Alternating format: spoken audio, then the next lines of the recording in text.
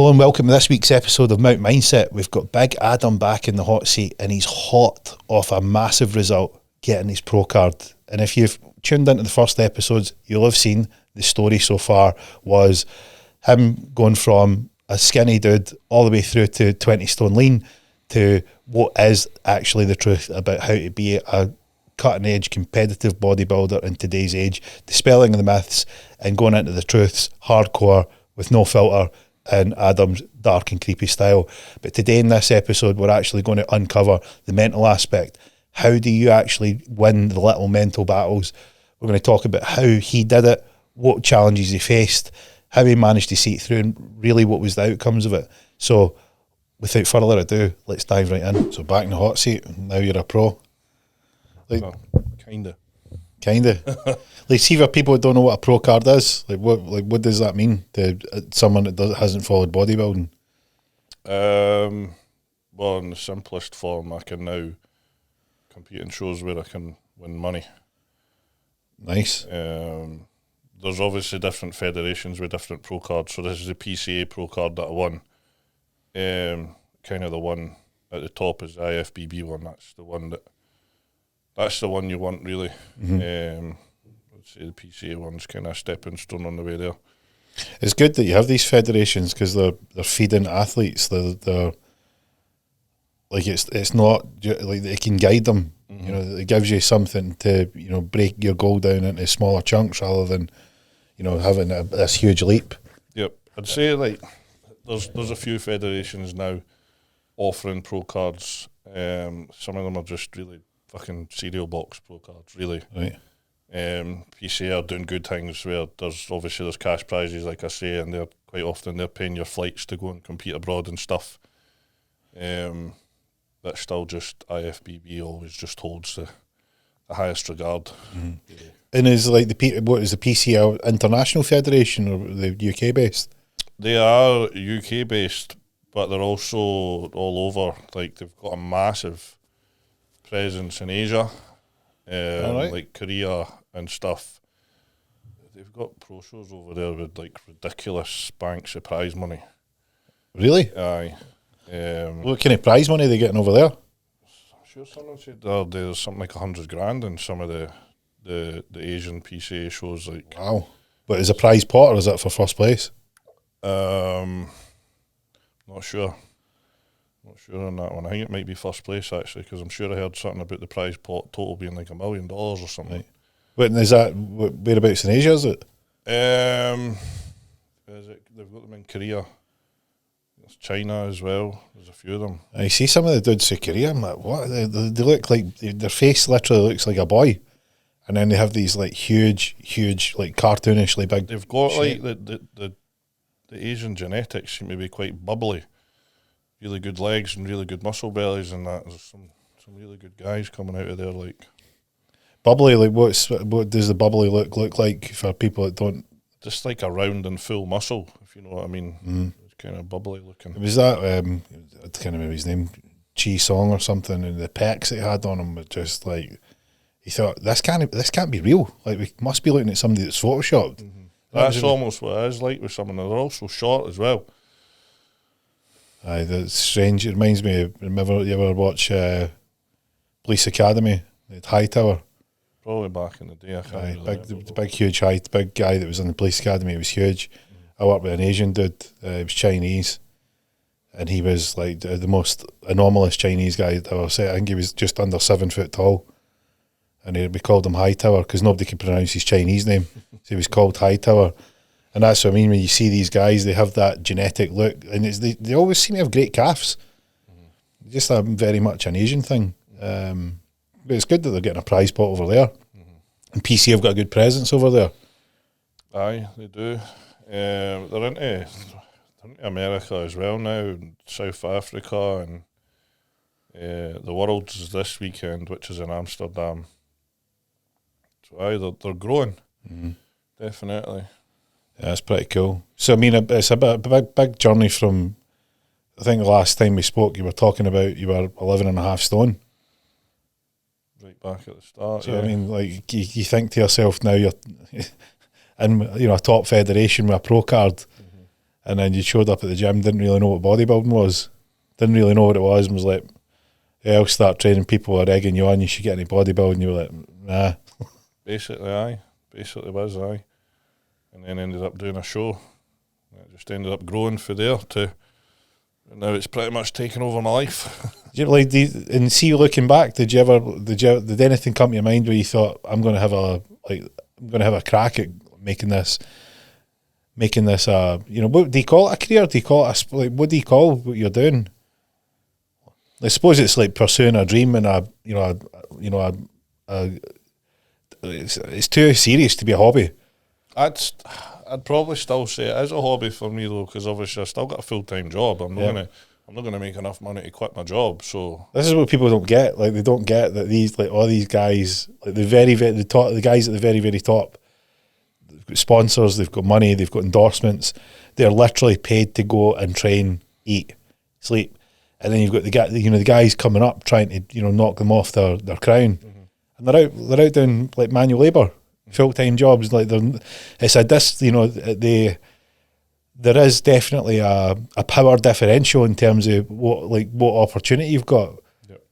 How have you found balancing it, like giving it a really serious crack and being in a full-time job? I think given the fact I'm self-employed helps, because I can just do what I want. If I need to stop and eat, I just stop and eat, and like towards the end of my preps, when I'm fucked, I'll do fucking 4-hour shifts, and I'll just do the bare minimum that I need to do so that I can get my bodybuilding done as well. Mm-hmm. And so plan today is we're going to debrief this situation of you getting a pro card.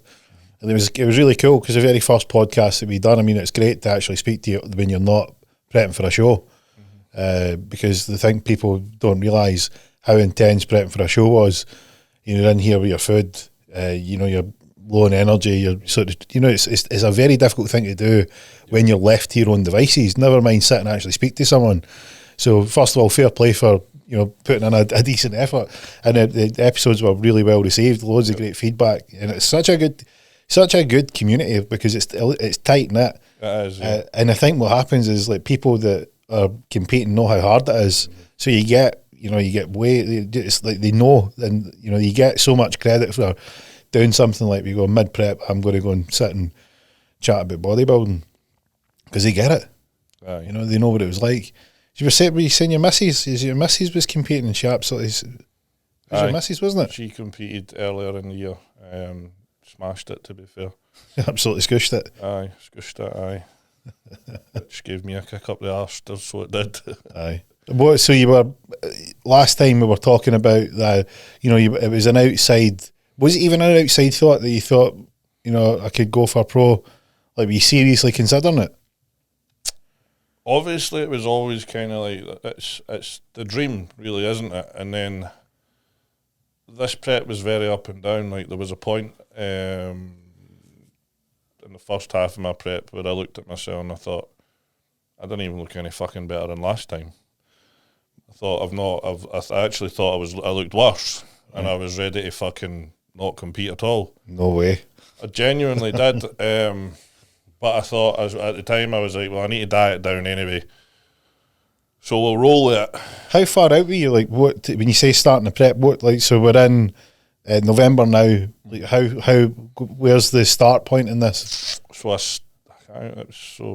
it's been 27 weeks. I know that much. Right. So whenever you work that back, so you're going back to May. Yep. Aye. So I started in May time, and it was probably, around about July time, I think, because you hit a point in prep where when you're dieting, you're still fat, but because you're dieting, like, your glycogen's all, and you just get a flat, fat look, and it's like the worst part of prep before you kind of get lean and you start to see what's going on. And I remember looking at myself thinking, like, what the fuck? Like, what's going on? Like, psychologically, what's going on here? Because you've put in an off season, you expect to be bigger. This is what I was thinking in my head. I'm like, I've not competed since 2021. Yep. And I'm looking at myself going, I look fucking worse. Like, what's going on upstairs at this point? Like, what are you thinking? I genuinely did. I only said to one or two people, but I was like, I'm not going to compete. I was like, I look like shit. Right. I'm not going to compete. And as I says, I'll crack on with the diet because I need to lose some weight anyway. Mm-hmm. Need to lose some fat. And we'll see how it goes. And there was a point where I then looked at myself and I was like, oh, holy shit. I actually look all right. How long ago? Like, so you've went in the prep. What did you say? Was it 2 months in that you were starting to... So I had fucking... So around about August time, I had another procedure for my nipples to fix the indentation. And it was before that, I remember that I had the thoughts that I wasn't looking any better. And then after that second procedure was done, in the space of like 4 weeks, like I got fucking lean out of nowhere. Mm-hmm. And then that's when I saw it. And I was like, oh, this is actually looking all right here. So... I know what you're talking about when you look in the mirror and you've put some work in and you feel shit. Like, you look shit, you know, and you go, I've never done it to go on a stage and like be a target of being on the stage. I cannot begin to imagine how much more amplified that feeling of shit must be when you go, I look worse. Yep. Like, how do you talk to anybody, or did you make the decision to just get through it? I think I spoke to my missus and I also spoke to Ollie from Heavy Duty. I think those were the two people that I said it to. And what do you think? Me instinctively is like, look, that's how go a bit longer and then we can reassess. That would be my instinct. Be like, look, let's get through to the next part so we can see what it's like then. This is sort of no man's land, yep. So try and get through. But is that the sort of right advice? The thing is, I knew in my own head that I needed to just keep going. Right. But the thing is, when I feel like that, like, it doesn't fucking matter what you say to me. Like, you could stand there and say, no, you look great. And I'm like, shut up. You're just talking shit. You know what I mean? It doesn't matter what you say to me. I'm not fucking listening. Because it's what's in my head. Yep. Like, because...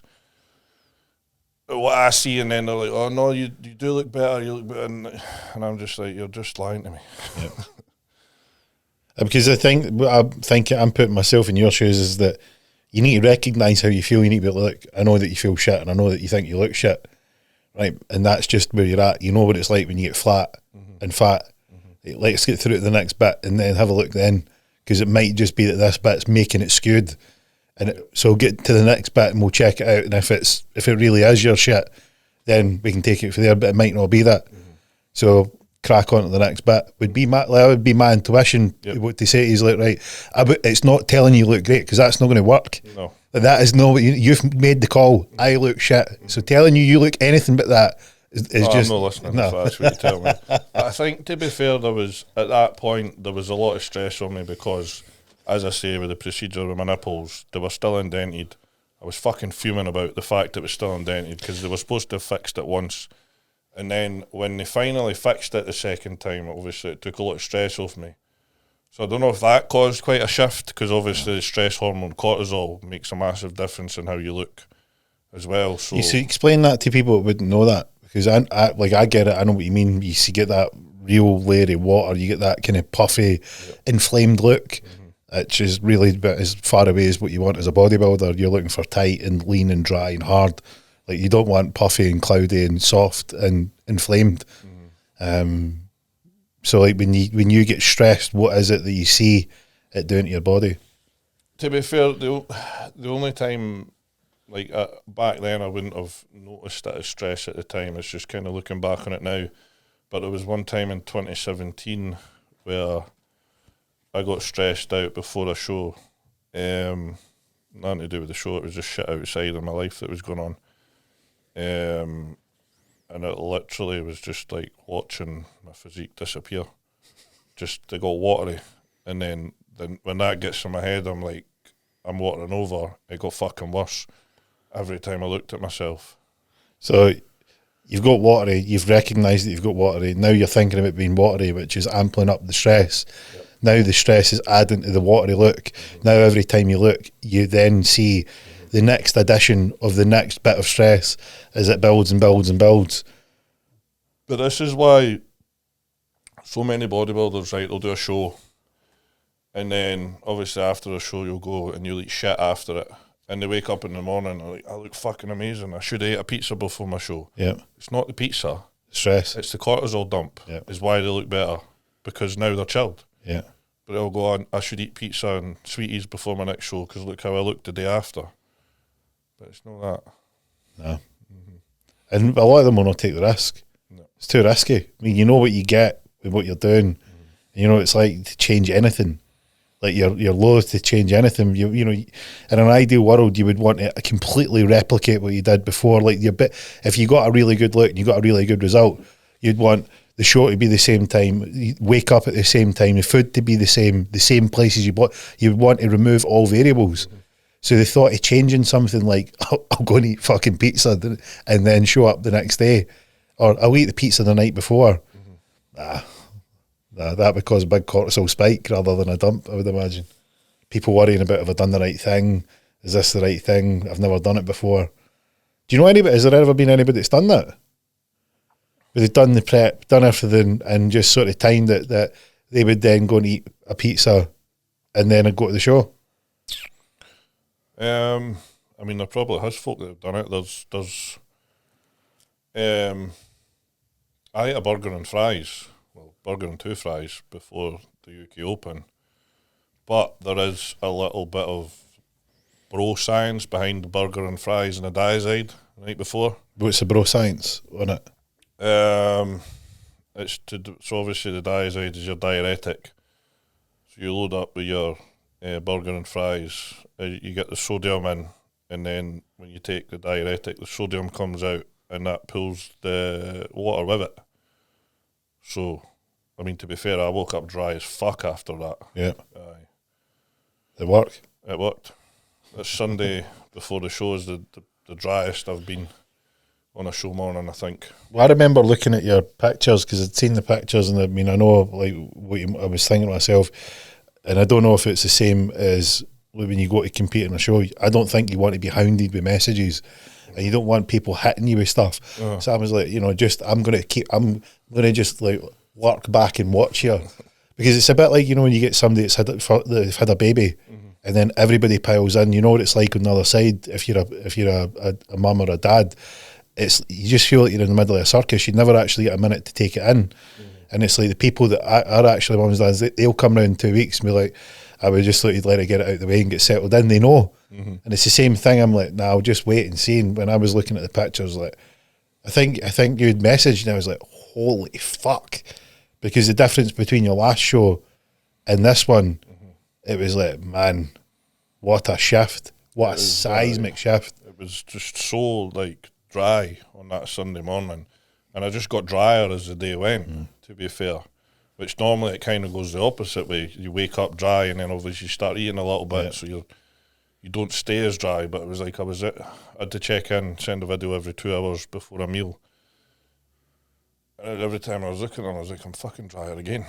It's just the cuts were getting deeper. And you get, like, we talked about the stress, like you get the downward loop. See, when you get that, are you getting the upward loop where you're starting to build confidence, where you're going, I'm getting drier, I definitely was, but I was trying to keep a lid on it at the same time and not get carried away, if you know what I mean. You don't want to spill over. Aye, because then you don't want to get an adrenaline dump as well, type thing. So it's... I know why I get complacent. You want to keep it tight. Chilled, yeah. So I spent most of that, because the show started late, so I just spent most of it just lying on the bed that day, getting up to eat and then going back and lying down. You got your feet up, or you got your legs up, raised legs, try and get the fluid out of the legs. Keep the water out of them, yeah. What's we were talking about the last time. To me, it seemed when we spoke, the Pro Card was sort of the dream, but not really in your near term sort of view. It was like it seemed to me like it'd be really cool, but nah, it's probably. So I would have said back then, I did believe that I could win a PCA Pro Card this year. But I did think the IFBB Pro Card was probably further away than I think it is now. I do think it's something that could be achieved once we put on the muscle in the right places, maybe within the next 12 to 18 months. I think I could be competitive for pushing for that in that time. So give me an idea of you, like, it might be better, like, for instance, if you thought that before you had an outside chance of getting it and you might get it in 10 years, or again, I'm just volunteering that, maybe it's you have a better number, but if you could have got an IFBB Pro card and it would have been, 10 years, 5 years, whatever it is, how much closer are you feeling like that's now? Like, what's been the reduction in time in your mind, like the possible time that it could be done in? I think realising, like, how much better I am this season than I thought I was originally. And then, like, a lot of people have said to me as well that they don't think I'm too far away. To people that I barely even know, to be fair, as well. And that I respect opinions, etc. So the big shift that I'd noticed was like, in all our conversations has never been about physique, because, like, you know what you're doing there. It was about the mental aspect of it, and I think people don't realise how intense the mental aspect is of doing this. They look at somebody who's so physically well put together, they're like, you've got it together. They don't understand how intense the mental aspect is, because it's that constant doubt. You're in a sport that is ultra critical. So you are your biggest critic all the time. So it's mentally taxing. It is. Like, I had this conversation with someone recently, whereby obviously at the end of prep, I'm sending a video every morning, and then in the last couple of days, I'm sending 2-3 videos a day, or on show days, it's a video every 2 hours.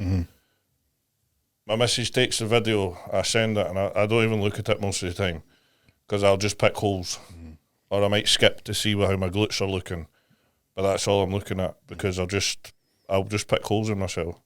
So I've got to detach for that, in a sense, and just send it and not look. Because I would look at, like, if I was to give you, right, a score of 100 on, like, right, let's do a mental scoreboard, like a trump card, and you're like, right, what's Adam got in, like, belief? How good is it, belief? Like, you've had a significant leap in belief. Like, your belief of what you've done has been the most monumental mental shift, because it was like, this thing's had a big leap. And it was that I'm like, this is on, because I think not long after the first episode, you were like, it's starting to turn, and you could see it. There was a few messages like, I'm actually starting to believe this is, like, I can see this in my vision now. It did. It changed a lot, and I did start to believe a lot. How powerful is that? In like a bodybuilding, having that, to get that switch, that belief, that mental, because what you've got is you've got the highly critical on one side. And belief, when you get it, is like the most euphoric fucking high that you can get. When you believe that you can do something now, it just pulls this down. Like, you still got all the intense sort of self criticism to do, but when you've got belief, changes things. And that was what I said. I remember the message, because you were like, I'm actually thinking this is on. I was like, oh, we are off to the races here. It did. It changed in a big way. I couldn't even pinpoint, to be fair, when it did change, but it changes everything. It does. Because you were saying you were driving around and you were like, I'm thinking about this now. Because we'd had a chat about the mindset and the mental aspect, and, like, people get mindset, like, mindset's a word that's thrown about a lot. And Dale asked me a great question. He's like, what do you think mindset is? I said, mindset is a set of beliefs that you have that forms your perception about the world and you in it. So your mindset, you can change your beliefs, and it will massively impact how you feel, and it'll massively change your results. So that's why, like, to average Joe with a business, it's good. But to be in a sport where you're ultra critical and want to peak, there is no better place to have that dialed in. So, just like you say, you can be in a matter of hours, you can have the wrong perspective or the wrong belief, and you can literally detonate a whole fucking prep, because you just don't dial in your mind right. And see, when you were saying, I'm driving around the van, I'm like, this is shifted. We have, like, the scorecard has just went whoop in belief. So what did that do to you? Confidence, obviously. It makes a big difference in confidence. And that was one of the things that was in my feedback every show, was my stage presence and stage confidence was really good. And actually, I've never enjoyed my time on stage as much as I have this year. Like, I enjoyed it. It was weird. What was different? I pretty much just walked out thinking I was going to win. Like, what a feeling that must be. Aye. And is that, like, compared to, did you have that before, or was it always, you always try to shoot that down? I always had high expectations of myself to win, but I never quite believed it. It was weird, because I always expected myself to win, but at the same time, it was like, I don't know, I didn't believe that I would win. Whereas this time, it was like, the belief was there as well. So I think the whole way that I held myself on stage, etc., was different. And like, people that came to see me, they said they noticed it as well. That how I was on stage was different. I was thinking of your. I always try and put myself, like, a lot of people try and think from their perspective about somebody else's life, which that's where you get a clash where somebody's like, why do you not just do this? Or you look great, what are you talking about? And I'm like, no, you need to put yourself in their shoes. Like, Adam doesn't feel great about the way he looks. He thinks he looks shit. You know, at this point, you need to look through his eyes and imagine what it's like. And I was looking at when the belief was changing. I'm like, what? I'm putting myself in your shoes, and I'm like, he's starting to come round to this. Like, all the things and all the work and all the reps and all the prep and everything, it's starting to. It was like sewing all the pieces together and going, if you want this, you can have a crack at it. I mean, it's going to take work, and it's got a lot of hard decisions. It's got a lot of twists and turns, a lot of things that you need to sacrifice. But see, if you want it, you can fucking have it, and you can believe in yourself because it's there. Yep. And it was like, you could see it. It wasn't straight away. It was like slowly came round, and then it was like, whoo, you were off. The belief part, because I mean, the physique, you were like, all your physique changes are relatively speaking minute. Like, you're dialing in and perfecting something. The bulk of the work's already been done, but it's the fine details. So there are things that you can take care of. The big jump was the belief. Yeah, and believe what comes with belief is confidence. Definitely. What does it feel like when you go out on stage and you feel confident? Like, you actually have the belief? I don't know. It's weird. It's just like, it's more exciting. Like, I've never had nerves on stage, but I've always in the past felt like a pressure from myself to do well, whereas this time I didn't feel pressured as much because, well, I believed I was going to win. So it was like, I remember like the overall that I won at Yorkshire, which was the second show that I done, and we were backstage for the overall. I just had a look about, and then everybody was pumping up like mad, running about like headless chickens, and I was just stood there on my phone. It's like, I'll pump up in 10 minutes. I knew I was going to win. To be fair, as it might sound a bit arrogant or what, I don't know, but I was really fucking sure I was going to win that. So it was just chilled as fuck. But I mean, it's not been misplaced. I mean, the thing with arrogance is when it's misplaced, and you can get a bit of mild arrogance, and it's quite a superpower. It's when you're overly arrogant that people are like, nah. You know, when you're shoving it in people's faces, you were just doing your thing. Like, you can be just doing your thing, and people can do, like, they need to do more, and they might see you needing to do less, but it's perfect for you. They might see that as arrogant, but it's just you doing you. It's keeping on track with you. You don't need to match their headless chicken rhythm. You're just doing your thing. No. What was it like when you were starting to sort of look at this challenge that you were faced with? Like, because when you were describing, like, leading up to it, you were very like methodical. You were very, like, you were stuck in this routine, this regiment. And then when you were starting to look at this, like, goal ahead, like, did you just automatically think, right, I'll just stick to the regiment, or did you have it in your mind, right, if I'm going to get here, I'm going to make some tweaks?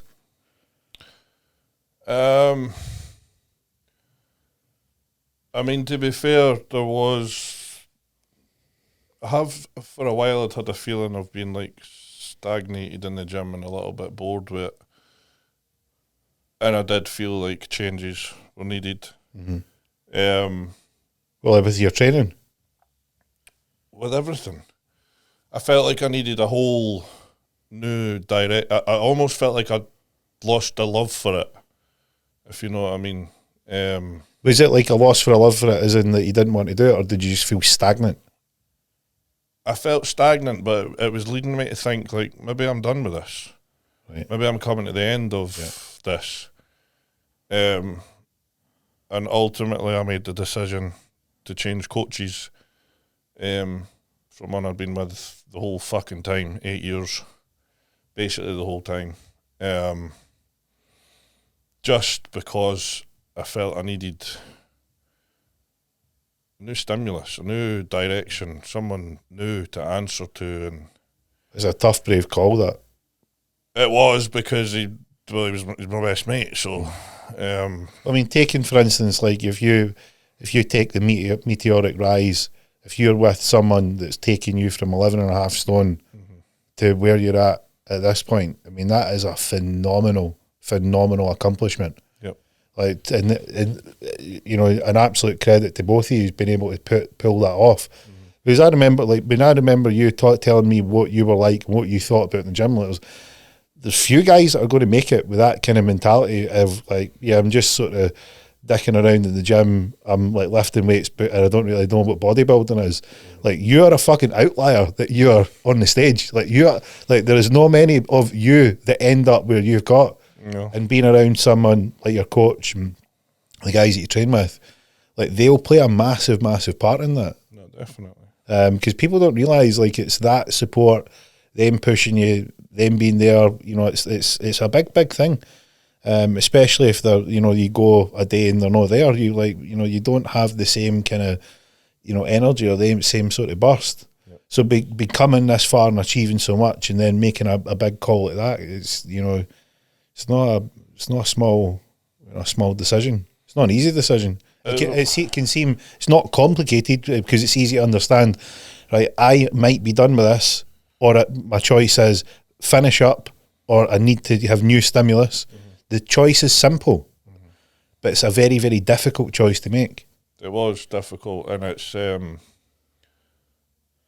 a big change as well, because now, like, I'm training on my own now, because, like, my plan is very much tailored just to me, which makes it difficult to then tie in with someone else, because everybody's got different weaknesses, but, like, my training is just to my weaknesses, so it's been a big change, but I'm enjoying it. It seems to have given me what I needed, kind of got the fire back.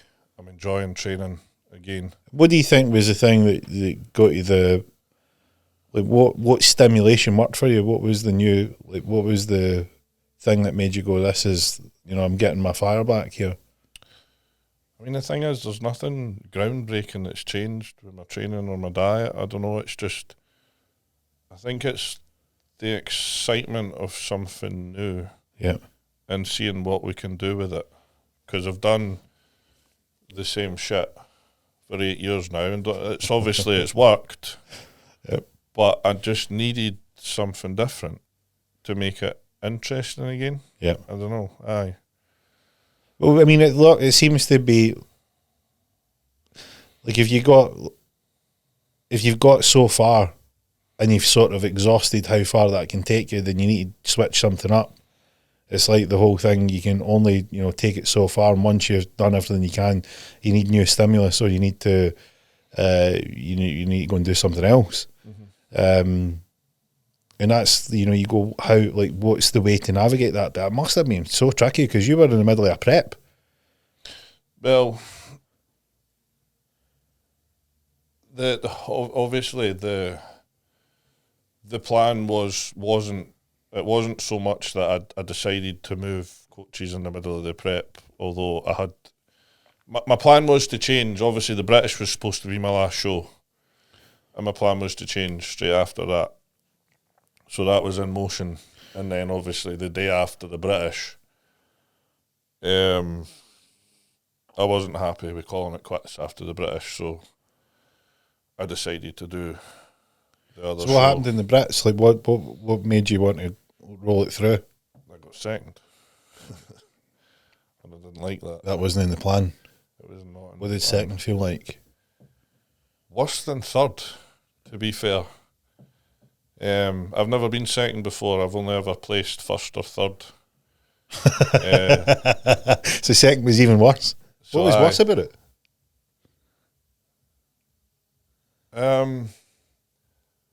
Honestly, I thought I was going to win. Until the point where they put him in the middle next to me, and I went, they've got me fucking second. So it wasn't What in the does that plan. feel like? It was shit, because that was the one I wanted to win. But it is what it is. Shit happens sometimes. Yeah. And I mean, I seen your pictures. I mean, your pictures in your last show, you were very, very different shape to what you were there in that. So, I mean, you imagine what you'd have came in, if you'd came in looking like you did in your last show, and it was that close that you got second, it'd been a force to be reckoned with. Was it the tan, or was it just your condition? The only thing I could say looking back at the photos is I had a little bit of film of water on the back. Right. My glutes and hamstrings weren't quite. This is for the British you're on about? For the British, yeah. They weren't quite in. Aye. There wasn't even water molecules in you in the fucking pictures that I seen in the last show. No. The evaporation process had begun in a big way.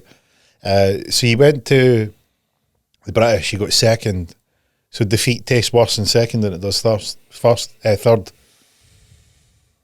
Aye, because I got a third as well this year at the Two Bros show, which I was quite happy with. So is that so you done the Two Bros show, the British, then the PCA?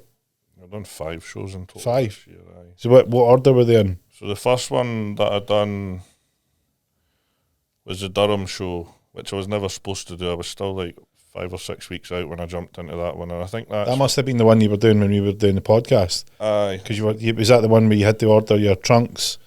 Yeah, and everything was last minute. Yeah, that was when we done the show. Aye, so I done that one, and then I won my class at that one, and then what was supposed to be my first show was the PCA Yorkshire show, where I won my class in the overall, and then it was the week after that. Aye, the week after that I went down to Maidenhead and done the Two Bros show, which was my first venture into the Two Bros NPC, which is obviously where you go for the IFBB Pro Card. Oh, that's the route, is it? Yep. Is that, yeah, right, so okay. That was the whole point in that show was, one, to dip my toes in and see how I got on, and 2, to see how we got on with the tan. So I was quite happy with that third place, because it was a big fucking lineup. It was 12 guys, really good class, so I was happy with third there. Yep. And actually the guy that won that class went on to win the British. He was the guy that you got beat and he was first. The guy that was first in my class, he went on to win the British. Aye. The one that you got second at? No, the one I got third at. Right. He's away to Japan next week to try and win his Pro Card, I think, actually. And then it was PCA British 2 weeks after that. Yep. Or was it 3? 2 or 3 weeks anyway. And that's where I got second. That's where you felt like the dirty taste of fucking so close. You'd snatched defeat from the jaws of victory. It felt like. That was probably the worst I've felt after the show, to be fair. Because, like. Well, what's your chatter? What's your internal chatter at this point? Like, how dark and creepy are we talking? I think everybody came down for the British, and we stood in the car park after it, trying to decide where to go for food. And I was like, I'm fucking going back to my Airbnb to get a shower. I says, I'll fucking text you in an hour or something. I needed some time on my own. Do you know what I mean? That one hurt. Aye. No bit of lie. Sore. Aye. What did it feel like? Did you just feel a bit kind of? I know what you're trying. I'm trying to put any words what that would have felt like. Like gutted is probably the one that comes to mind. You felt gutted by it. I was. Aye. Because everybody's there. You're going for this, and it's so close, and it hit you in the gut. Like you feel like you've been punched in the guy. You're like, oh. The thing is, like, backstage as well. I say backstage, the pump-up area was basically next to the fucking crowd. And I felt great. I thought I looked great. Everybody said I looked great. Everybody was fucking looking at me. And I was looking around at these guys and I thought, I've got this. And then I didn't. And then I didn't. So close, man, so close. Yeah. You want to gather up because they're trying to console you. You don't want to be consoled because you feel shit. That's the thing. Like, there was a wee photographer backstage, and I walked off the stage, and he goes, "You want to get a couple of photos of your trophy?" And I was like, "Nope," just kept walking. And then, like, as I get through the crowd, I'm coming to the people that have come to see me, and they're trying to talk to me, and I'm just keep fucking going. I'm like, Can't I'm even leaving. face them. Cannot even face them. Folk are like, "Oh, congratulations!" I went, "No, that was shit," and just kept walking. Aye. Oh, man, brutal. I think as well because I knew in my head that that was also the last show that I was doing with Brad. I wanted to end it on a high. So that was sore for that reason too. That must have been tough. Aye. Because you want to go out on a high. I mean, it's a great paying homage to all the work he's have done together. I mean, a great salute. And I also didn't want him to think that I was leaving because I came second. Aye. Do you know what I mean? So it was like, it was one of them as well. Because you don't, I mean, like, you don't, like, get, like, people don't realise how close that you, like, it's a very, very, very close relationship. I'd say he became my best friend Aye. through coaching, Yeah. to be fair. Always been there for me outside of the gym as well. Right. So it became way more than coaching. Which is, and all the more reason to try and go out on a high. What a great way to finish off with the win, and then being that close. You must have been feeling really shite. I was, aye. Did you go out for dinner? Did I? Eventually? Went to Nando's. Because you were starving, or because you fucking gathered yourself up? I think I went and sat in the toilet for about 20 minutes. I just sat there, and then I had a shower. And yeah, went and, What did you say to yourself? You're sitting on the toilet, what are you thinking? I just fucking sat there staring at my phone. Did you really get yourself dressing down like you're a fucking embarrassment? You're a complete failure in every way. Nah. Was it that harsh? Was it that dark and creepy, or were you just sort of like try to get yourself pepped back up? I just fucking, I don't know. Like, I wasn't giving myself a hard time or anything. I was just fucking gutted. Aye. And I just needed a bit of time to process that. Aye. Just take it in. Aye. And then by the next morning, I was fucking doing another show. Were you? Aye. Are they not quite close together, like how the gaps between the shows? So there was 3 weeks. It was, so obviously I got an invite to the Worlds. So that was another chance to win my pro card. But that's obviously this weekend now. So it's in Amsterdam. And I was like, at the time, I was like, I can't be fucked to go to Amsterdam.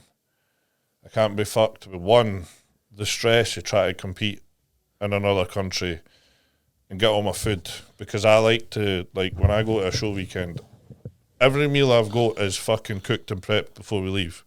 It's already in tubs. And obviously, if I flew to Amsterdam, I would have had to get to Amsterdam, get food, make it.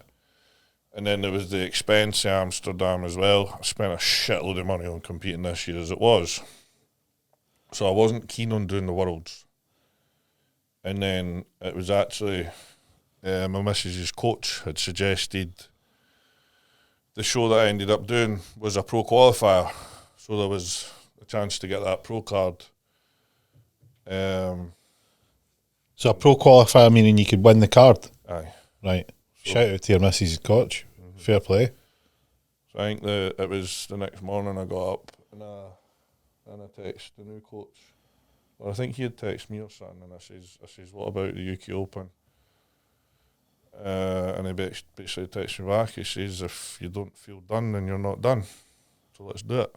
What you mean done as in like throwing the towel in completely, or you mean? I basically says to him, I don't feel like I'm finished with this season. And he says, if you don't feel finished, then you're not. So let's go again. Turned it a master stroke that. So you had the chance to go to Amsterdam, didn't fancy it, then you were doing this one.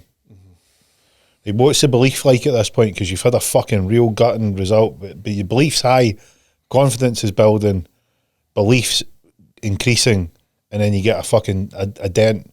But it seems like the confidence and belief that's built is giving you the fucking incentive, like the nudge, like, hey, look, you're not done yet. Do you feel like you're getting closer and closer and closer at this point? There was a fire in me after Yes. it. Like, I couldn't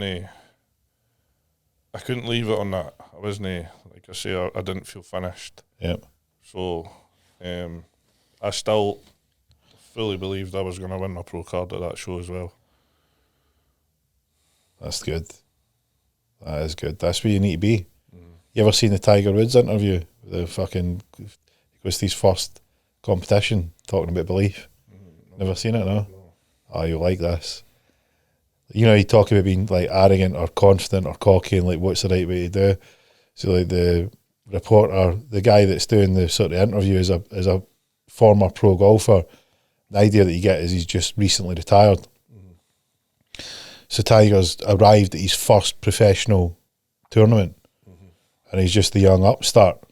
And the interviewer's like, right, so what's your, this is a great event, you're now in with the big boys type thing, and it's a great place to be. You know, you'll be rubbing shoulders with the greats. What are you hoping to do this weekend? What would be a good result? He's like, I'm here to win. The reporter's like, hey, listen, cowboy, the time you fucking get, you know, wind your neck in, don't be too big for your boots. And he's like, do you not think that that's a bit arrogant, you know, thinking that you can compete against the best and win? Tiger's like, well, I'm not here to come second. He's like, if I'm not here to play to win, then, you know, that's always been my attitude, and I'm not going to change just because I'm here. He's like, I'm playing to win. And the reporter's like, yeah, no bother, kid, you'll learn. You know, you're going to get a bit of humble pie when you go out and sort of fucking play this tournament, and you're going to see what it's like. Sort of letting this little fucking, you know, whippersnapper know that he's in against the big boys. Well, it cuts to the interview after Tiger goes out and wins the fucking event. And the reporter, fair play to him, was like, well, you know, I told you to learn, but it looks like I'm the one that's learning. Right. And it's like that, you need that edge, you need that belief. You need to believe that it's possible. You need to believe you can do it. Yep. And that's the thing, is like that switch, you remember, because I remember thinking, this is, he's fucking shifted up a gear. Like that mental gear went into a new gear, a new level, and just look at how, like, if imagine your belief hadn't changed and you'd ran through the shows, do you think you would have done the same things as you done when that, if you've had an upshift in the belief and the confidence is building, would it have been exactly the same? Probably not. Like, and that's what I mean, like, that's how powerful belief is. Because you're now going, no, I'm not fucking done. Like, the fact, I believe I can win and I believe I can go pro. I'm not stopping until I get it. And it's that driver that, and it comes from within. It's not anybody else outside. It's not, yeah, all their feedback's great, and you take a piece of it and you understand, but it needs to be within. And that's where belief is. So you make the call, you're going to go and compete. You're going to go for this show. You skip the Worlds, and then you're heading into this show. Like, what's your mindset at this point? Just basically that I was going to do whatever it took to be better. So you've wanted to leave in a high. You've got second. Fucking gut punch because you were that close. You felt like you should have won. You felt like you could have won. It'd have been great to pay homage to your coach, which is a lovely touch. Really, really nice touch. And you're like, nah, I'm not done. I'm not done. What's going through your mind? It sounds like you're locking in. You're like, nah, a dog with a bone. It's like, no. Basically, aye. There was a guy that actually messaged me after the show. It's quite funny. Dan McNabb's his name. And I spoke to him about doing another show. And the way he talks about things, it's fucking. He was like, "Go die in a bush for 3 weeks," is what he said to me. What does that mean? Just fucking like, do what it takes. Whatever suffering you need to do to get better, go die in a bush for 3 weeks. And that's what I told everyone. I says, I'm going to go die in a bush for 3 weeks and we're going to come back better. Is that like I'm sure you messaged me before and you're like, oh, I'm in the hole. Aye. And that is how I felt. There was fucking days where people ask me how I was, and that's what I say is dying in a bush. The thought had occurred to me. I was trying to weigh it up, but I was like, he doesn't need to hear this now. But my instant, because like I'm from the generation where you gave people shit.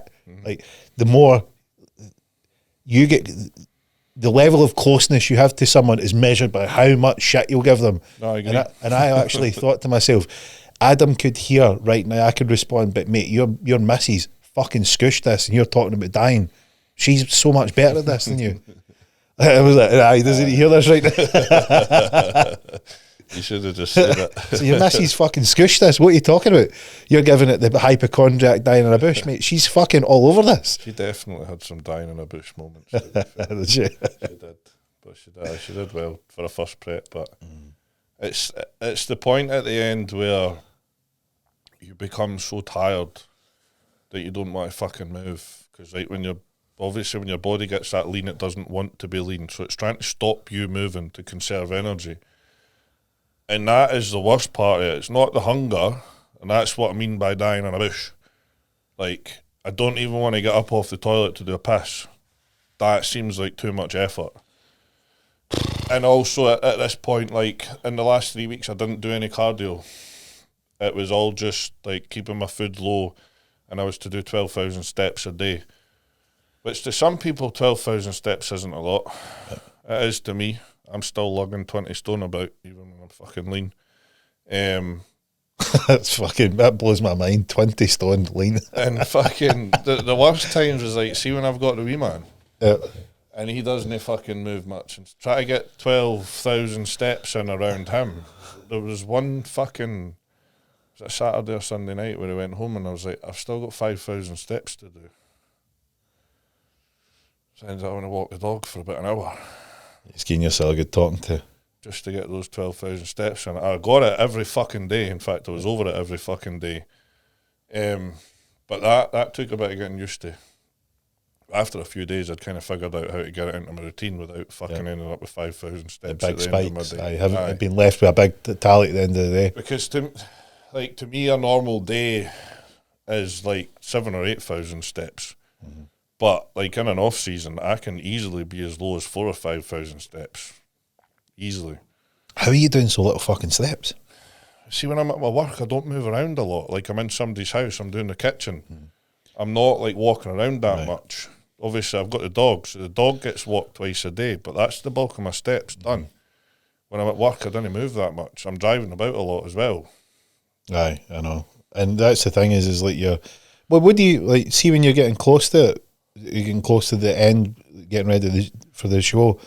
Like, it sounds like you're switching to, it's like the predominant bit here is dialing in the food, like getting your diet dialed in rather than trying to cardio the rest of the weight, because you're lean. That was probably the biggest difference between the British and my last show, is that we didn't do any cardio. And is your doubt fucking ultra critical, like, the fucking parrot and just chirping away. To be fair, no, because it made sense. I was already lean. Yeah. And maybe the reason I wasn't getting any leaner is because the inflammation and my body was fucked. Mm-hmm. So we took 5 days after the British on higher food, lower steps, only 8,000 steps, a couple of cheat meals just to freshen the body up. Mm. And then we started. Because I take it you're looking to get that. It's that stimulation. You're looking to get that new. You're looking to get the body guessing again, rather than being in that. Aye, well, it's like as well. When your body gets tired, it gets inflamed and it looks worse. Yeah. So after a show, if you just keep hammering it down into a hole, it doesn't want to get leaner. It just gets inflamed. Yeah. So it made sense actually when he spoke about it, to not do the cardio. And was it easy enough for you to switch, like just going, right, I'm going to follow the process, because it's a different process of what you were doing before? Because that must be the hard bit. Like the logic you get, but you look at how regimented. I need my food cooked. I like it to be ready. I like to have it. You don't want to move the variables. And before a big show where you can get a pro card, you're shifting a variable in your routine and it's not a fucking small variable. It's it's something that you go, So what's the battle between logic and, because logically you get it makes sense, but you've got that kind of no, this is a big shift in the routine. I didn't feel like it was that big a shift until show day, where I literally didn't know what I was eating until half an hour before the meal. Why was that? Because he basically went video by video, meal by meal. So he told me, have this with you, have these food sources with me. So he's going to hit, it's like you've got a buffet of food, you've got the here's what I need you to have with you, and I'm going to tell you which one to have. Right. So like I went to my bed the night before, obviously I had my burger and fries and my diazide, and I didn't know what I was eating when I woke up. I got up and I sent him a video, and then he told me what I was going to eat. And then he said, send me another video in 2 hours. I'll tell you next meal. And are you on edge with this, or are you because this is the first time you've done it, right? Is that adding a bit of a stress to you? Because to me, I would, like, if I'm putting myself in your shoes, if I'd done this 3 or 4 times, I would be fine with it. But the first time, I'm going to be on edge about it. Is it the same for you, or am I just guessing you? So, I know, like, the thought was like stressy, but it actually turned out to be really fucking chilled. It's probably one of the most chilled show days I've had. It's weird, because it was all so different. Like, so you've not got that. I'm just thinking you've not got. It doesn't sound like you're anxious about it. No. Like when I went to my bed, and he hadn't told me what I was eating in the morning, I was kind of a bit like, I don't know, I was a bit like, oh, well, we'll see what happens in the morning, kind of. Because normally I'm used to even like, night before a show, I'm told up at 5 or 6, whatever, send me a video, first meal at 6. But it was literally just like, I sent him a video after my burger and fries, and he was like, right, cool, speak in the morning. And what's the response time like? I would be wanting fucking immediate responses here. His response time is really good. Right, that's good. Fair. That's good. On show day, yep. Good, I like that. Aye, that would have been stressful if it wasn't. To be fair, usually you'd have had about 33, 34 seconds from me sending it to me phoning you. Right, this has been fucking sent. Are you near Wi-Fi? Do I need to purchase you some fucking 5G signal? You know, there was actually one point, I think, where he must have lost his signal, because I'd sent him a video and he replied back to me and he went, your video's not loading, how do you think you look? And I'm going, fucking ask me. I've not looked at it. I've not looked. I've deleted it. And then he went, oh, it's come through now. I was like, thank fuck. And you sitting there with the fucking knife and fork, like, what do I need to eat now? Aye. What's your appetite like on the show day? Show day, so like, we really only trickled food in on show days. But what I'm saying is like your appetite, because I imagine that, I mean, the natural thought process would be you're depleted, you want to eat something, you're hungry, but you have that anticipation which can curb the diet, like your appetite, because you have that, like some people call it anxious, some people call it excitement.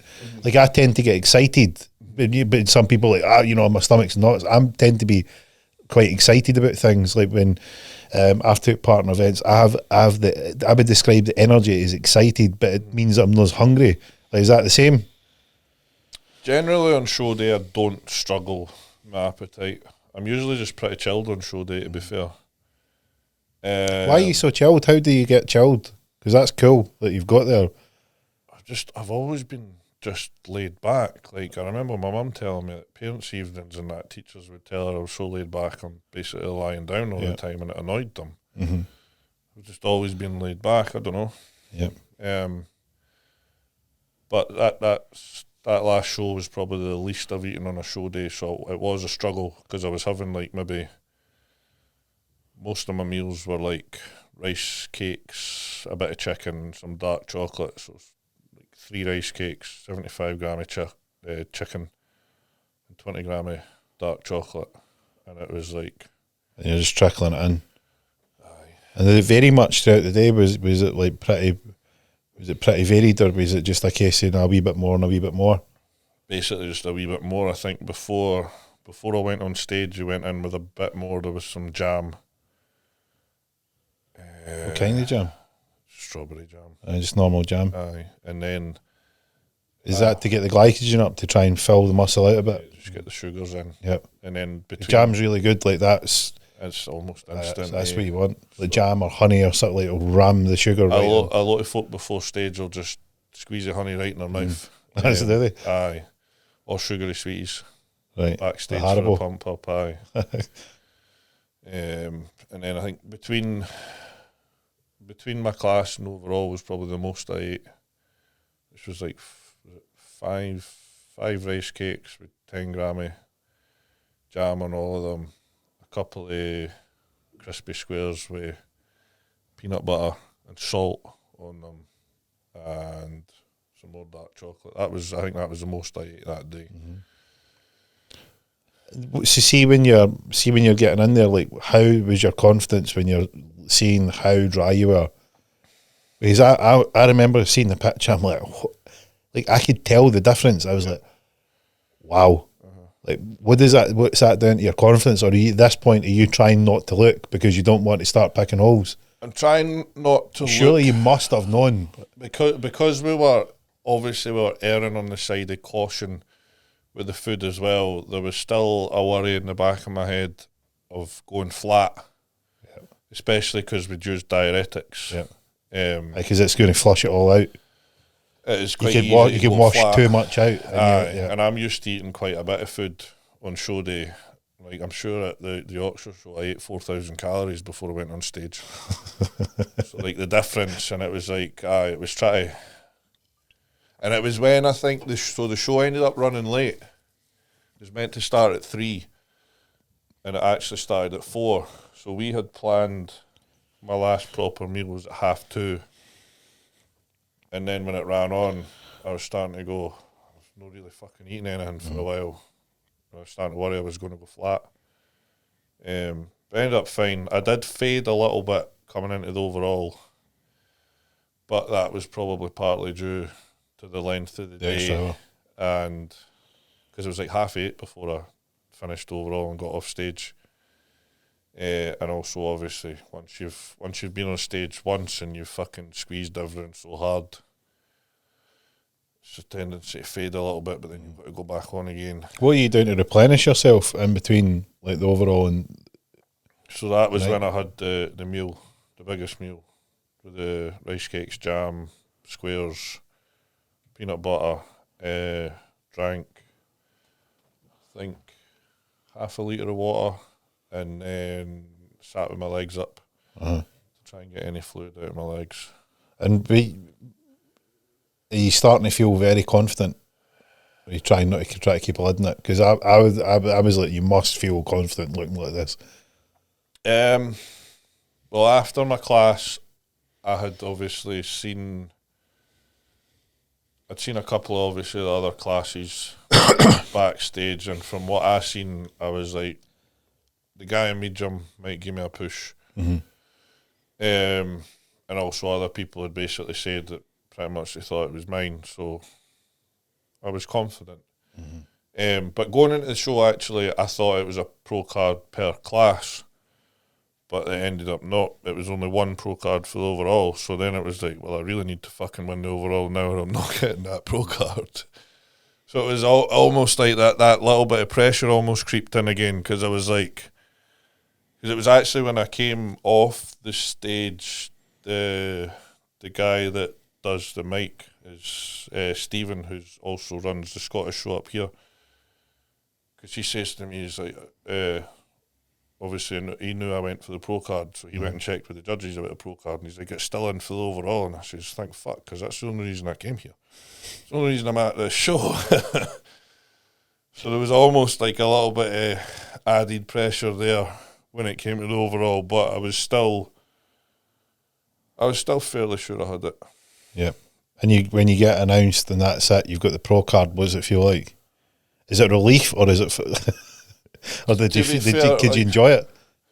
Aye. So firstly, when we go out for the overall, you go in any order, and I came out at the end, so obviously they line you right up, there's 9 of us, and I'm right at the end of the stage over here.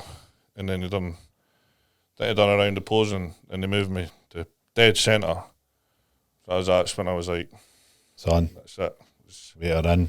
Aye, basically. Pass me my card. Basically, yeah. So that was good. What does it feel like when you know that you've got it in the bag? You're starting to let the elation and the euphoria come in. You're like, yes. To be fair, once they moved me into the middle, and you're like in your head, you're like, right, this is pretty sure this is mine. But obviously, then there's another round of posing, so it's probably the hardest I've ever posed. Yeah, but like with a confidence to it as well. If you know what I mean. Must have. You can feel it trickling. I can feel it trickling in. I'm not there.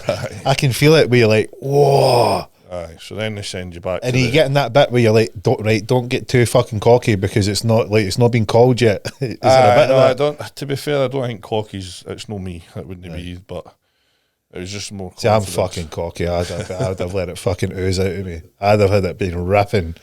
You'd have been able to smell it for about the 8th row.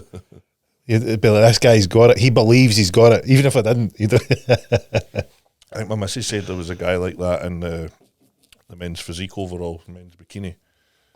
And she said he was really cocky looking, thought he had it and he didn't win it. Because there's a way of doing it. You can't, you need to exude it. You can't look it. You need to have a presence. Yep. But you can't sort of, because it's like when somebody forces, like say an actor or a performer forces something, you know it's forced. And there's that bit where they're forcing it and you go, nah. Yeah. What do you make of men's bikini? Just as an aside. Not a fan of it. Nah, I don't really get it, to be honest. The whole posing and everything is like I'll not watch it. If I'm at a show, I'll leave when they come on. It looks like a beauty pageant. It essentially is. They're fucking. It's like a catalogue model or something. They do a walk up the middle and everything. Really? I mean, I get that bodybuilding in general, it's a glorified fucking beauty pageant, but there's a masculinity element to it. And I just think that the further down you go, the more that masculinity element reduces. It's just like, look, they're doing their thing, but like, maybe I'm just old school. Like bodybuilding was big weights, big dudes. You know, it was all about just maximising what you could get, and you know, there was a degree of kind of this aesthetic. Like you can appreciate the aesthetics. My missus started training in the gym, and you know, she's starting to see like the distinction, because people don't get it when you've not been around like gyms and in that world and you know worked out. Is that bodybuilders have the most degrees of distinction between looks, what's big. Like they can tell you, like if somebody goes and looks at a big guy, they just go, he's a big guy. Bodybuilders can tell you if they're dry, soft, hard, conditioned, new, old. Like they've got so many distinctions for what that looks like, and that's what makes them so able to know what is like has got appeal. But I don't know. Like I just think that the men's bikini just has doesn't have very many distinctions.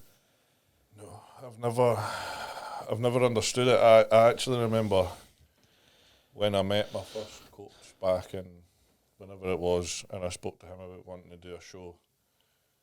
And I had shit legs back then because I fucking skipped legs. Did you? Aye, most of the time. And obviously he told me, he said, your legs aren't very good, but he went, but we could do a men's physique one. Is that what happened? I never fucking skip leg day again. I'll tell you that much.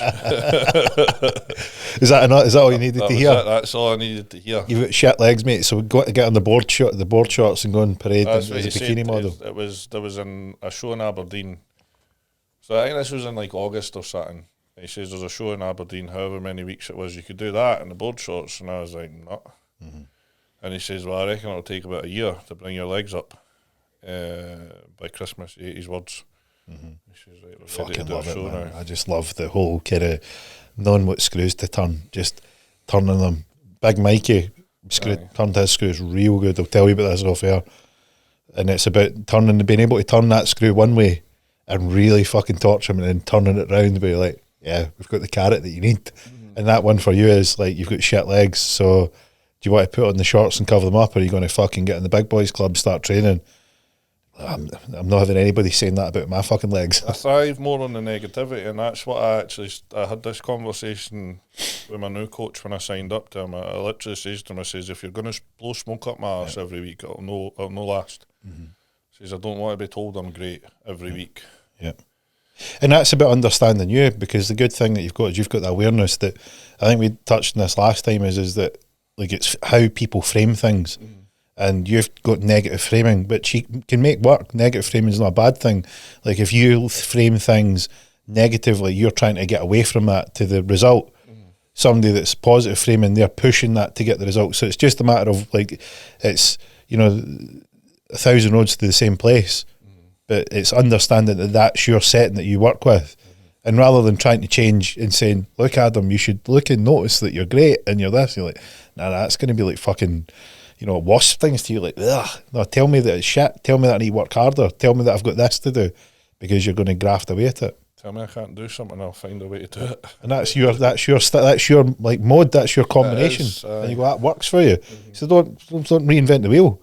No. You know what will set a fire in your belly? And look here, Pro Card. You brought it with us. You brought it over to show us.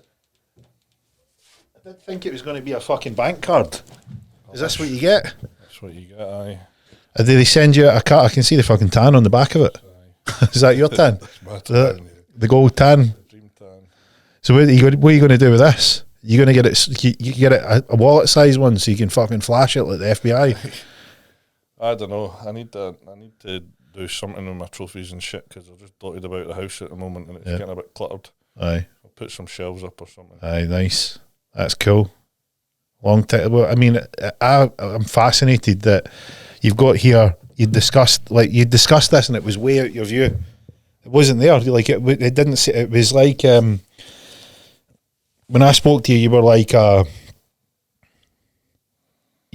like not clear on what you were doing, and you were going through the motions, and it was just like sort of way off in the distance, and not even locked in. It was just like maybe, and then seeing that.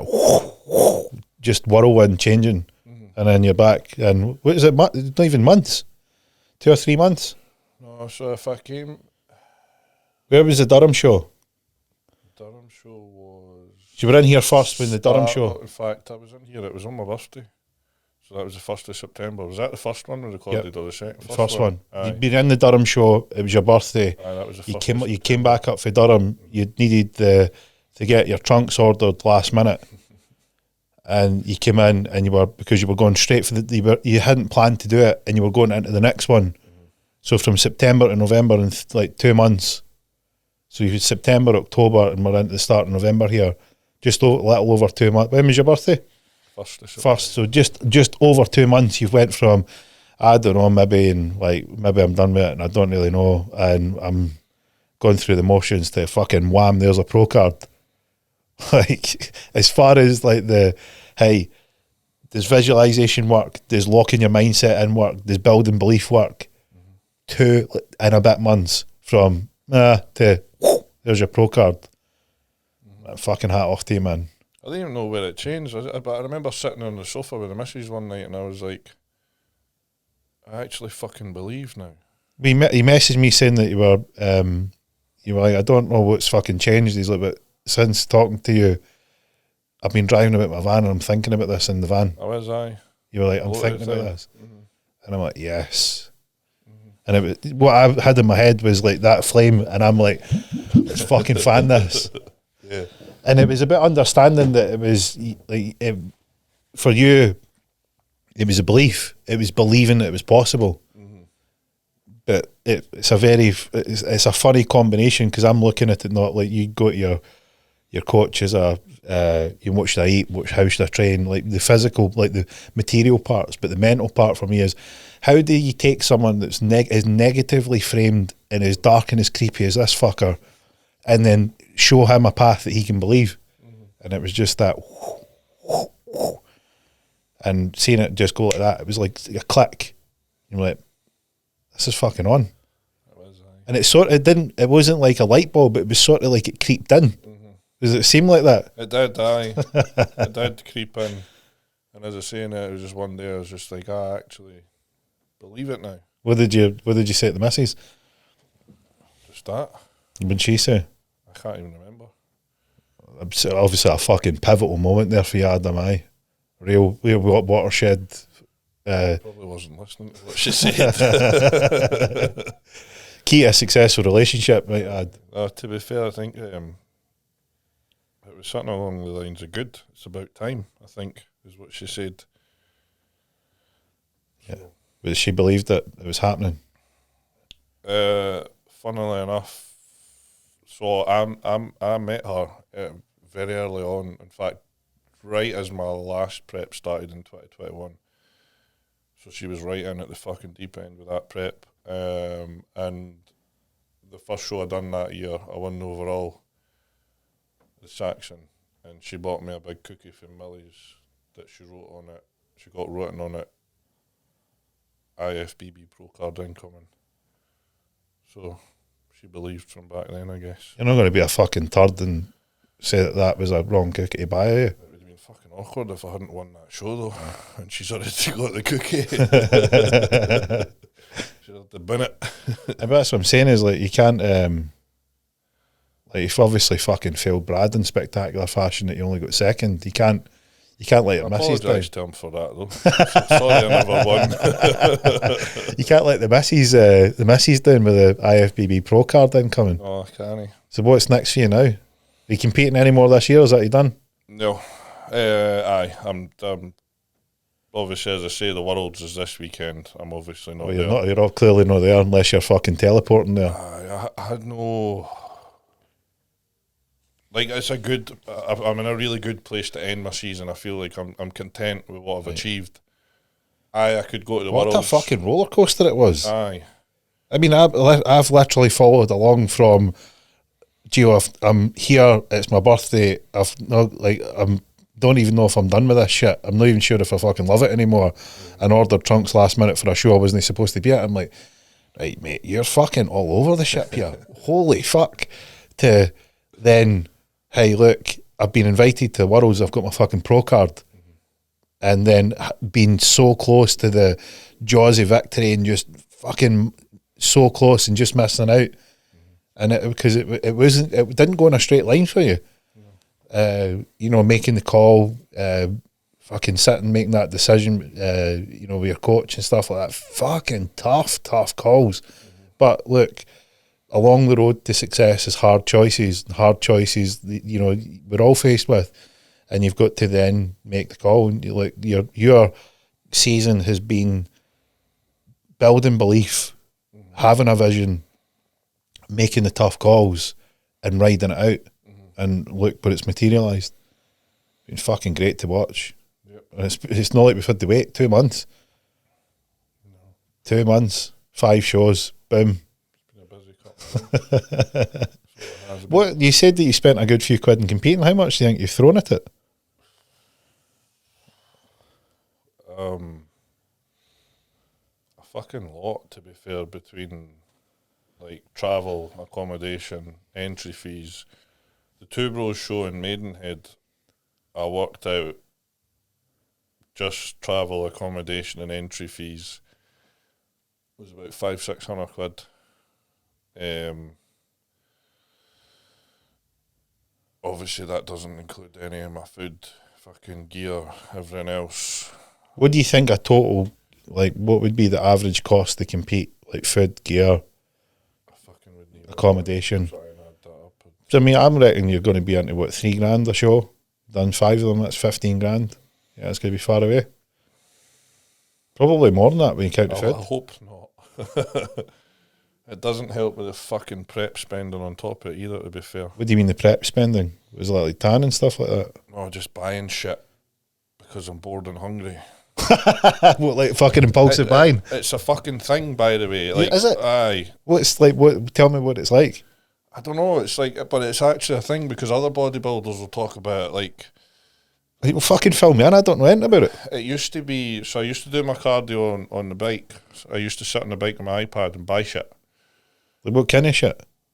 Like anything, or like what's the fucking stupidest thing you've bought? What's the most outrageous thing you've bought? What's been the dearest thing you've bought? Fucking spill the beans. Well, last prep was the fucking RS3. I bought that on prep. That's fucking good. Tip my hat to you, man. This year I've just spent lots of shit on my car, like trainers to just like shit I didn't need. Yep. But for some, I don't know what it is when you go on prep. You just sit there at night, and I'd Do you think be it's like, that wee fucking dopamine hit that you're just like you're a bit low and you're feeling you just need that wee must be, fix? because I'd literally be sitting there and I'd say to her like, I want to buy shit. And is that a thing? Like other guys doing this? Aye. Like, And with the impulsive fucking who're buyers before, or is it just sort of when they're on I prep? think it's genuinely it's a prep thing. Like I would go on and I would look at shit, and then 20 minutes later I bought it. I bought loads of shit for my car I didn't need, but I bought it anyway. Hey, we're going to get a tally here. I want to know the fucking damage. I want to know how much this has cost, because I think my fucking estimate there at 15's a wee bit off. Oh, now. you're definitely off if you want to add in the miles prep spending. Yeah, I know you're into cars. I know. Oh, I've spent probably a good $5,000 on that car in prep. What have you bought for it? I got it remapped and I got a single mid pipe on it. That was probably the biggest expense. And then I bought a whole of the carbon parts for it. I got it lowered and put spacers on it. I've not seen anything there that I would disagree with. I think these are all exceptional. Oh, they were all fucking completely necessary. Of course. I mean, these are musts. Like, if you're taking yourself seriously, these are musts.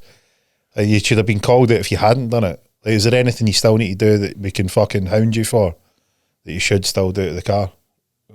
When I picked up for the spacers, he was trying to talk me into fucking hybrid turbos. Of course, it's definitely. That's a fucking must. That's a one-way ticket. You to tell me fucking you need to wait me. actually dying in a bush if we do that, I think. You better to, but I mean, that's where you belong.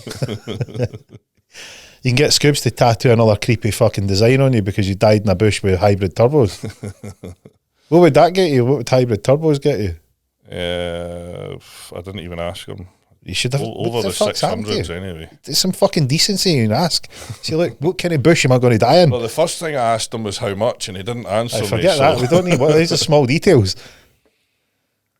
You're all, like, you finish your season, you can go back working more than 4 hours. So it's just a matter of how many hours you need to work to make sure you can get these hybrid turbos now. Maybe next prep. I think that's a good thing. Well, it's a good target. What's your plans for here on in? What do you do now? So the plan is, as per the discussion I've had with my coach, is he wants to put 20 pound of muscle on me in the next 12 to 18 months. And then we're going to chase that IFBB Pro Card. May well, if the dates fit, try and squeeze in a couple of PCA Pro shows, try and win some money. That'd be cool. But ultimately the goal is the IFBB one. Is there any sort of like competitive sort of issues, like conflict of interest with IFBB if you're doing PCA shows? So I knew that was a thing back in the past, but is it sort of eased up a bit now?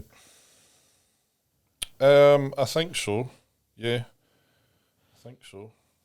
Because there's guys that have got their PCA Pro cards that have went on to win the IFBB Pro cards. That's good then. Compete with IFBB, so I don't think it's. It used to be, I think, when it was the UK BFF, when they had the Pro card, they were really fucking corrupt. Like, if you competed with someone else, they didn't fucking like you. Right.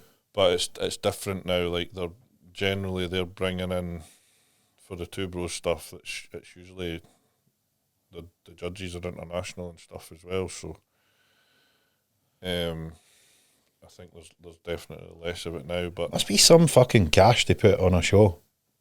it must be. Aye. Must be some money, like flying people in, putting on an arena, organising it, staff. Must be a fair old whack to put that out there.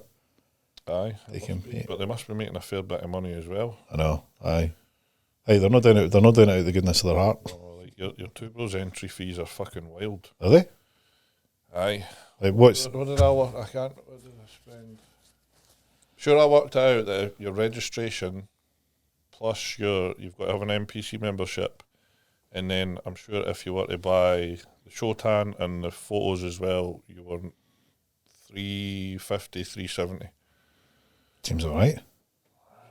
Is that steep? Well, PCA cost me 50 quid for the year's membership and 40, 50 quid a show. That's all right. So a big gap there, a big difference. But I mean, even I never got the tan or the photos. I never buy the photos for the shows, to be fair. But I was still with Two Bros. I was still the best part of £200, Right. just to register and get my membership. So it is steep, but it's your route to the cards, so they can fucking charge you what they want, really, can't they? Mm-hmm. And especially if you're getting that belief that you're getting closer. I mean, look at the gap that you've closed. Like you have had the mental hybrid turbos attached. You've closed that fucking gap down, and you're on the path now. So it's been great to debrief. It's been great to go through it and sit and chat with you and go through the twists and turns, because I don't think people get it. I don't think people know how mentally taxing it is.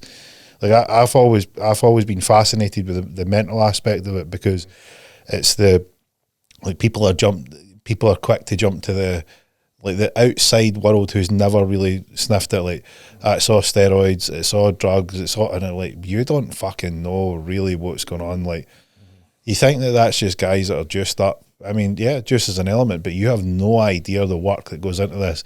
Diet, dialing it in, the mental sacrifices, the fucking physical sacrifices, the relationship sacrifices, the things you need to put online to get to that level, to get to that sort of detailed. It's so fucking much, and a huge element of that is the mental aspect of it. And you know how mentally tough you need to be when you're just describing there. You got to the stage where you're flat, and you're flabby, and you're like, I feel like I've not made any improvements. Even getting through that in itself, and it's just a series of battles.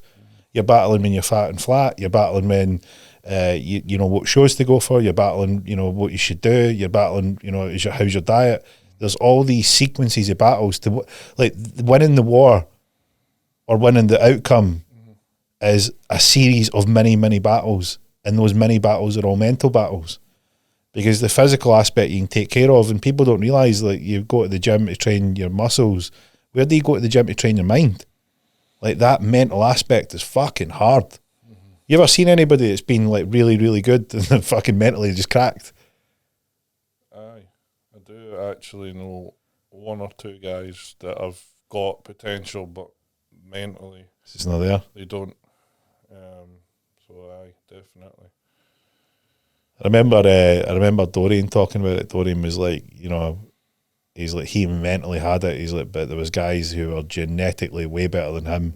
And he's like, if you put me in their body, untouchable. And he was like, he just had the mental edge, like that fucking so determined, locked in, view, where you look at, he's like, some of the other guys they were better, but just couldn't lock it in, just couldn't get that edge, the psychological advantage. I'm just fucking stubborn. That's good. You need to be. Fucking. I just don't fucking give up. Like, I'm just fucking stubborn. You're a weird fucking combination, aren't you? You're laid back, stubborn, like to negatively frame things. Like, tell me I can't do something, but I'm weirdly laid back. They're diametrically opposed. Yeah. So that's a fantastically weird fucking combo. You're dark and creepy, rarely fucking smile, rarely happy about anything, but almost euphoric when you win. It works for me. It's a fucking unique combo. Aye. And how's the new tattoo? Like, you've competed, now you've got a new leg like piece. A fucking water balloon right now, so it does. Fucking all swollen. That's cool. Scoobs has done a good job. Shout out to Scoobs. As always. Done a wicked fucking design there. She's a wizard with that tattoo gun. And we were talking before you came on air. You literally showed up and went, like, do what you want. Basically, do what you want. You know what I like, dark and creepy. Dark and creepy. Did she draw it or just fucking start whipping it out? So when I got there, she had a design up on her iPad. She showed me the front, and then she went, I was thinking this on the back, but is it a bit too creepy? She obviously was trying to be nice and polite, because she should have just known. I wouldn't have even asked. It's on there now, so it's obviously not too creepy. Well, the real question you need to ask somebody like you is it creepy enough? Yes. I don't think, is it too creepy? That's not really in the equation. Like, is it dark enough? Is it creepy enough? Like, that's what we need confirmation on. Definitely. So it's been phenomenal watching your season. Your very, very short kind of gap between seeing this unfold. I've been fascinated from the as a sort of lover of bodybuilding and watching this sort of play out. But the real thing that I was, in a front row seat to see was the mental side of it, the aspect of seeing your belief come online, how that affected your confidence, how you took the tough decisions, made the calls. You also took the defeats, which can knock people off, and then went back and said, look, you weren't done, which was a real product of how much your belief and confidence had jumped. Seeing the additional stimulation from knowing that you needed something to change, making the big decision to change it, and then watching how that relit the fire. And then that's then drove the belief, which is then drove the confidence, which is then meant that when you took that second place, you're like, this isn't done. I'm not finished yet. And then that driving you forward to eventually going and taking that pro card. So it's been fucking fascinating to watch. And man, well done. I know that you're not big on positivity, so I'll keep it to a minimum. But for as dark and as creepy as it can be, fair play, just getting through there and actually believing in yourself. Because it can be hard, it can be tricky. So fair play for you making the calls. Been a pleasure to watch, and thanks for coming in and debriefing us and telling us a bit more of the detail went in behind it. Thanks for having me. Good, well, we'll keep updated on the prep for next year and the plans, and most importantly, if they when are they hybrid turbos getting slapped on the car? So we hope you enjoyed this week's episode of Mount Mindset with Big Adam back in. I'm sure that you'll be fascinated with the mental aspect, because in the first episode we covered off bodybuilding, what it's like to compete, and what you see at the front, because what you do see at the front is you see big, huge, strong dudes, lean, tanned, and in great shape, and you got to look into what that's like to get there. His story from going from essentially a streaky pish to a huge dude, 20 stone lean on stage. That was a phenomenal story. The second was the real truth in terms of what it's like, because there's a lot of stuff thrown around about steroid use, what it takes to become a pro.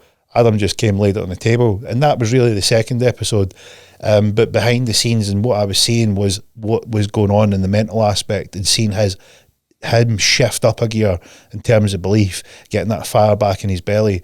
And that's something that can apply to anything in life, is that knowing that you needed a change, knowing that you needed that stimulus, but more importantly, actually getting that self-belief and watching how that's drove him through in as little as 2 months from being I'm not really sure if I'm done, I'm not really sure if this is like the end of the road, to literally watching him just catapult himself to getting a pro card, which is a huge move, a huge stepping stone, and that journey of bodybuilding, and being able to see it through. That's something that you can't underestimate, because it comes from within, and for Adam it trickled in. It wasn't like a eureka moment. It just sort of entered his mental space and was sort of like, I'm here, and that belief was there. And watching how his presence on stage, how he was able to take on the challenge, how he was able to get through so many preps in such a short window of time to ultimately get the result that he wanted. And that's proof of why mindset is number one, because as we discussed, it's a bunch of beliefs that form your perception. If you change your beliefs, you change your perception, you change your perception, you change your outcomes. And he's living, walking, breathing proof of how big a leap you can make, and how much a shift in your drive and your motivation can be. So I'm sure you'll have enjoyed this episode. Be sure to follow him along. All his social media channels will be in the show notes, and we'll be sure to get him back in to check up on how his off-season's doing, what's coming up next, if he's won any prize money, which I'm sure he will, but most of all, if he's got the fucking hybrid turbos back on his car. So from me this week, that's a wrap.